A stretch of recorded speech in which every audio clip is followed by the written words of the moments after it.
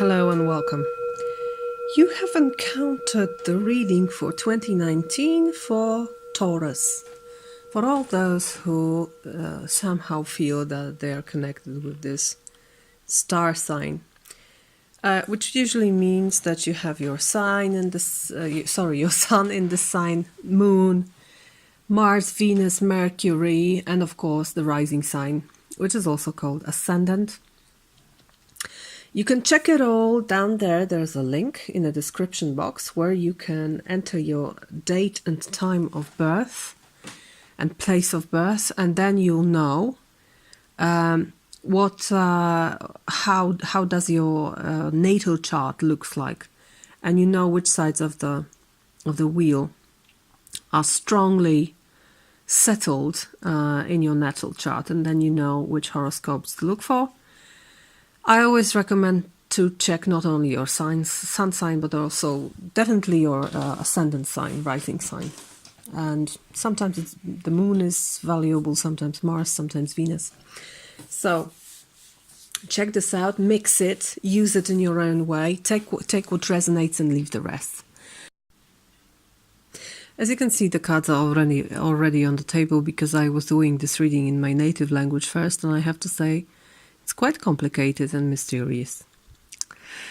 Generally, in 2019, I see you as a spiritual leader of some kind. Of course, one more thing. This is a general reading, so it won't resonate with all people in the world. Absolutely not. So after this reminder, we can begin. The two central cards you have is the Major Arcana, Sophia, which is the High Priestess, and Queen of Cups. So the paradigm of love is definitely present here, and the paradigm of deep wisdom that is that lies really in the shadow, I would say.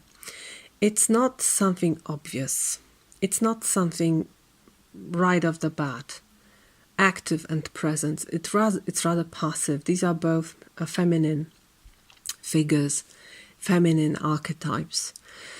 So it's rather about being, seeing, observing, influencing in a very delicate way, than acting and creating and making the world according to your will. It's a different kind of energy here. That's the overall feeling I have about this reading. Then we have 4 major cards for the year. And what do we have? 2 minor arcanas, 2 major arcanas. We have 2 of Wands, which is some kind of gateway. As you can see, you're entering a path, perhaps into the darkness, perhaps you don't know what's there. But it's pulling you. It's definitely pulling you. So whatever you do, you feel that you need to do it. That's the higher purpose here. And this higher purpose has something to do with the system and the greatest good of more people, not only you. It's rather about society. Order and structure. 2 of discs. You can see the tree of life hanging there in balance. It doesn't matter that the goat riding the horse is in the very dynamic move. It's maintaining the tree of life in balance, and that, I feel, that's the main purpose this year for you. To take responsible actions and influence people in a responsible way, to make it all work, to make it all survive and thrive. This is some kind of a greater structure of people you can trust. It can be your family, it can be your wealth, generally speaking. It can be the place you work in. It can be your society, just like that. Something bigger than you that is making you safe and that you are a part of, and you create this safety and this wellness and this wealth present here. Then we have Judgment, which is a very fiery card in this deck. You can see Phoenix here rising from the ashes, or perhaps dying. We don't know which side of the equation is this, but we know that the Phoenix is always reappearing. So this is about the past. I think this is about taking wisdom from the past experiences, seeing the past as it was without making it better or worse, without creating false statues in the past. It's coming back to it once and for all. And perhaps seeing the dark things in this, because we have the moon. Perhaps what you see in the past and the way of your judgment causes some kind of illusion or the feeling of being lost in this. I also have this feeling that if you think too much about it, if you try to if you try to approach it in a reasonable way, it may feel like too much. It may seem too difficult to reason, which means you need to use your intuition here. It's a complicated process. I don't think it unfolds only this year. It can be a beginning, but I don't think it's the beginning. I think it's a part of the greater process that has been taking place for some time now, and will be taking place for a longer time than a year. So quite a large energy, and perhaps a difficult moment in this, where you may feel lost or not needed or not appreciated by others. But that's not true. You're very needed, even if people don't see you like that. It's important for you to see yourself as an important part of this process, really contributing to the greatest good. All right? Let's look at the lesson that needs to be learned, that will be learned this year. It's something inevitable, and you have Ace of Swords. So some new idea, perhaps, a new thought that really brings breakthrough. It can be also cutting something off. But generally I see it as an enlightenment, because the moon appears again with this card. And the Ace of Swords is like a dawn. So after the night, there comes light.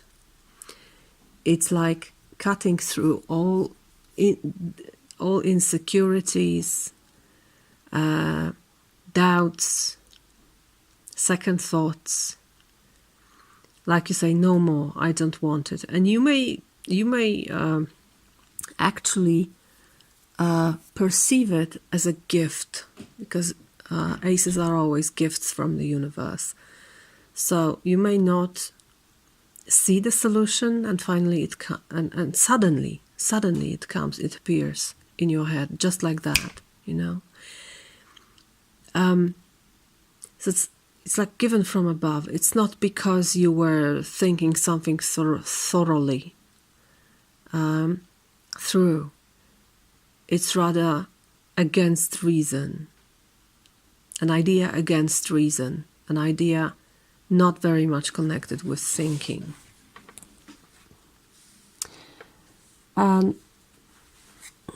Your guide is a stag this year. Trust and thrive. I think Leo has it too. Come alive and thrive. Stand in your light and glory with grace and majesty. You have an opportunity to thrive. Not only you, I think. I think it's a greater process concerning many people. Stag. Trust in all that you have to offer. all your gifts, strength and power, and make the most of it. You were born to lead, and this can only become reality when you are willing to put yourself in that position. Stag energy allows you to feel safe because the antlers keep away anything that could interfere with your intelligence and presence, and their strength gives you the power to be agile in your thinking.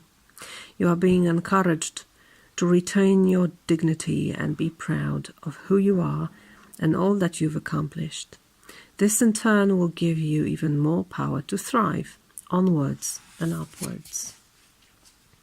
So that's the message from angels and ancestors for you, dear Taurus. Now let's see, what is the difficulty this year? What's the challenge? And we have your card here, Knight of Pentacles. Steady forwards. If this is a challenge, it may mean that you have no plan, that you see no purpose, that you're not sure that you're on the right path. Perhaps you're not sure whether you're fast enough. You may have doubts about your efficiency in whatever you're doing. You may procrastinate. You may have this feeling of being stalled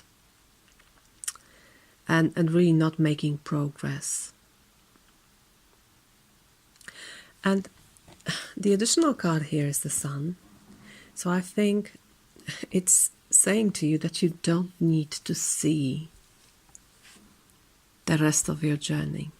You don't need to see the purpose in whatever you're doing.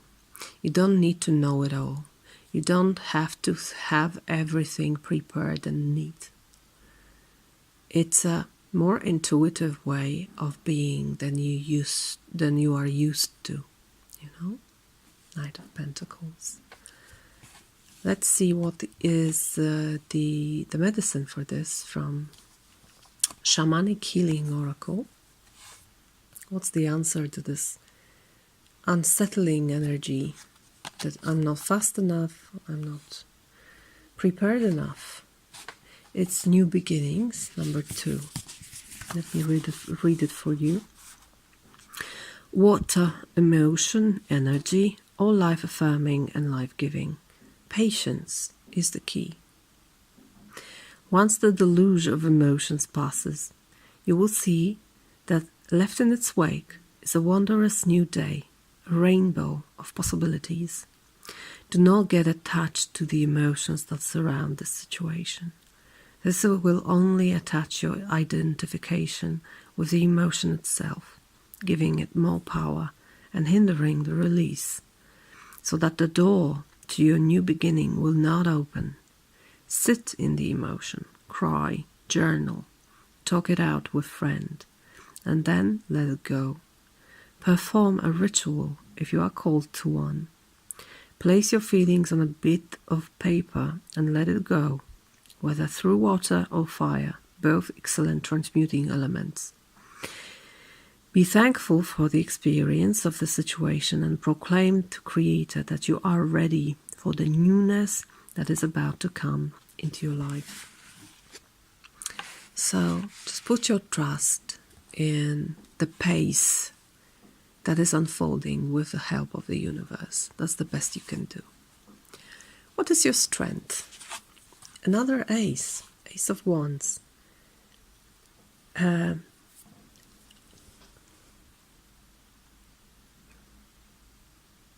The ease with beginning, the ease with catching the spark of a newness, the easiness to walk into new experiences and grasp them. Perhaps also the mindfulness, letting you see opportunities appearing in real time, seeing them clearly, not waiting for additional signs, just catching them as they go. And you see, there's another gift here. It's a gift for you. You may have not experienced this kind of energy before. It may come as a surprise for you that you enter new things so easily. You are a fixed sign. you are also quite stubborn. You're very grounded sign. And here you go with new beginnings, with Ace of Swords and Ace of Wands. They're all masculine, very sparkly, transforming everything with their light. And you trust, and you take them, and you make use of them. So beautiful energies for you here. And then finally, what to focus on. You have Eight of Swords. That's why I was talking about your mind and reason, and that this year may be not very suitable to use reason. I think the lesson you have to learn and the call that is appearing in your life, they trespass sheer reason. They are about so much more with you, within you. So it's also about discovering the other ways to make things round. Don't try to do it with reason, because you may close yourself to something. You may feel trapped by your mind. This is about liberation from the situation where your reason isn't enough. And I think it's just about grasping this Ace of Swords, Ace of Wands, because we have King of Wands here. King of Wands is all about creation and really following the passion and making the best of it. So don't try to have a plan for everything. Don't try to be prepared mentally for everything, because this year it's not only unnecessary but also impossible. There are too many mysterious energies here. The Moon, Judgment, Sophia, so the High Priestess, Archpriestess. It's all very, very mysterious. And the Moon reappears here. You also have the Hangman there. So these are all very watery, receiving energies. Now, as for the seasons of the year, first we have the first quarter of the year, which is January, February, and March. And we have the Seven of Wands, so fire again. And usually it's about standing your ground and being true to yourself and fighting for what you think is right. But in this deck, what I see is that you are different than others, and you appear as a leader here, the one that is bringing the light, or the one that is carrying the light. And the others make way for you, and they want to follow. So this is like an emergence of some kind of a call, some kind of a purpose for you. Perhaps you don't know where you're going, but you feel that you need to lead perhaps your people towards some purpose. I think it's also the light of realization for you. That it's your, not only your call, but I think also your duty to do this, because no one will if you don't. Some kind of inevitability. Is that a word like that? Then the second quarter, April, May, June, and we have Four of Wands. It's a wonderful card. It's like a little release, or making first creating the base for something, creating the place of safety and security and wealth. You can see a young couple here. They are just married and they have established something, and it's fresh and it's not forever. It's some kind of sanctuary. They will need to move out from here. It's not home they have created. It's a temporary stability that is much needed to gain strength. Then the third quarter, July, August, September, you have the Tower.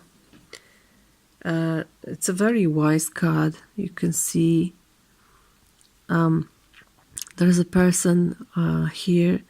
I can't remember the name of the cult, but they worship everything that is or was alive, and they also they feed on the flesh of the dead, and they don't really bother to wash themselves or anything like that. They live absolutely in communion with reality and nature. So there is this sacred person here. And for me, the Tower is more and more the card of liberation, of course. People are very often afraid of this card because it's sudden. But it's like a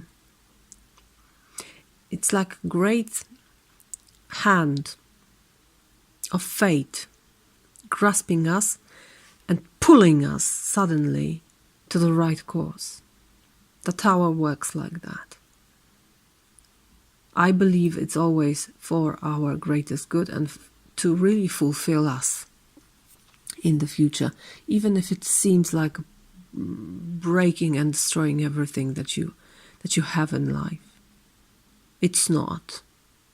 It's a liberation. It's really putting you on a right path. So we have this groundbreaking and really changing energy here. And then in the last quarter, October, November, December, you have the beautiful card of Hermit, which is very much about finding your inner light, finding your inner wisdom, perhaps being a little bit out of society. But it also can mean that you finally decide to turn to yourself for guidance.